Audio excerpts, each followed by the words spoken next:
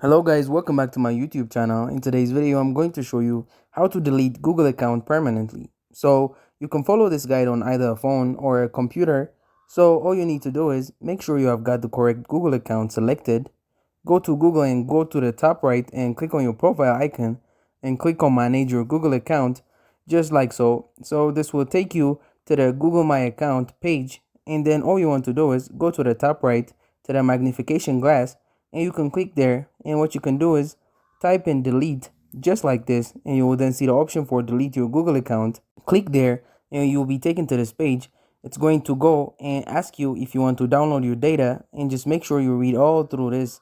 It's important to note that all of this content will be deleted. AdSense, Gmail, photos, YouTube, calendar. Make sure you understand everything, and if you do, then you need to acknowledge it, and you need to go and agree that you want to permanently delete this Google account.